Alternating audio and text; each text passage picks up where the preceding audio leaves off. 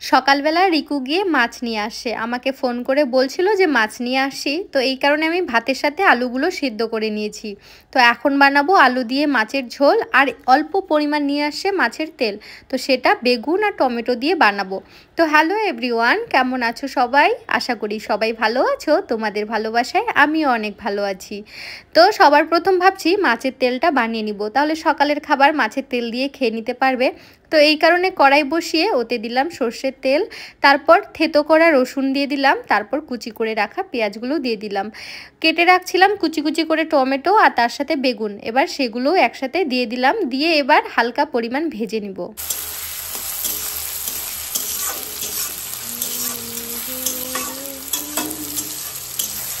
হালকা ভেজে নেওয়ার পর ওতে দিয়ে দিব পরিমাণ মতো লবণ আর তার সাথে পরিমাণ মতো হলুদ।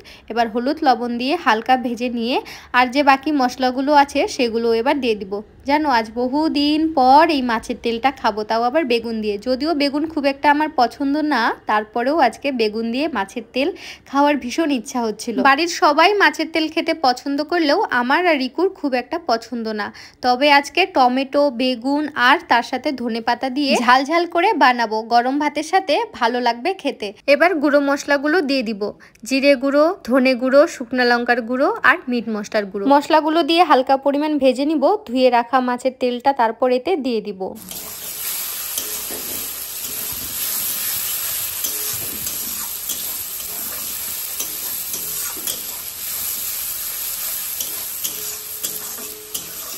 ভাজা হয়ে গেছে, এবার মাছের তেলটা ওতে দিয়ে দিব। মাছের তেলটা সহ এবার ভালো করে ভাজবো। উনানের আঁচটা একদম কমিয়ে দিয়েছি, এবার কম আঁচে মাছের তেলটাকে ভেজে নিব। এই দেখো, রান্না করতে করতে একটু রোদের আলো চলে আসছে।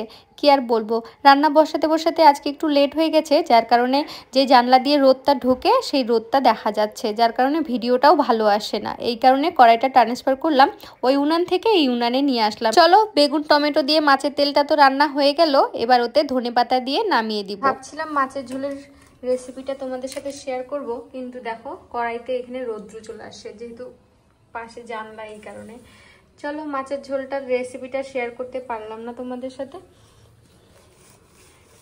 পরে আবার দেখা হচ্ছে। মাছের ঝোলটা বানাইনি, পরে আবার দেখা হচ্ছে।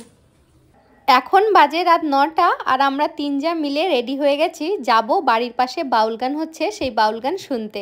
এর আগের দিন সেখানে পাঁচালি গান হয়েছিল, তো শাশুড়ি মাকে নিয়ে গেছিলাম পাঁচালি গান শুনতে। বেশিক্ষণ থাকিনি, ওই রাত 12টার মতো ছিলাম, তারপর আমি আর শাশুড়ি মা চলে আসছিলাম বাড়ি। তো আজকে আমার দুজন যাকেও নিয়ে যাব বাউল গান শুনতে। চলো, আমার যাগুলো তো রেডি হয়ে গেছে, বাড়ির পাশে, বেশি দূরে না।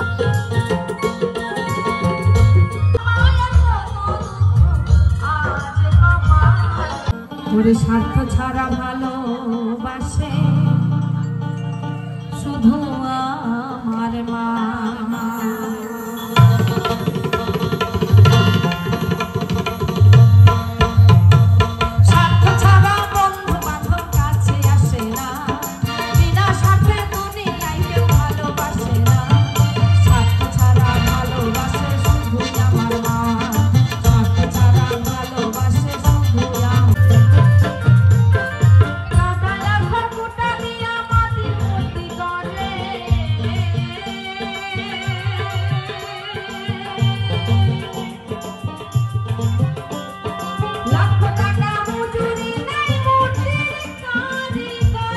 এর আগের দিনের ভিডিওতে লাস্টের দিকে বলেছিলাম যে 4-5 লাইনের কমেন্ট করবে, আর ফার্স্ট কমেন্ট করবে তার কমেন্টটা আমি পিন পোস্ট করব। তো একজন বোন ফার্স্ট কমেন্ট করেছিল, তার নাম প্রিয়াতমা বাসুনিয়া। সে বলেছিল, তোমার ভিডিও আমার খুব ভালো লাগে দিদি ভাই, সময় পেলে আমার নামটা নিও। এই ভিডিওতেও যে ফার্স্ট কমেন্ট করবে তার কিন্তু কমেন্টটা আমি পড়বো আর পিন পোস্ট করব।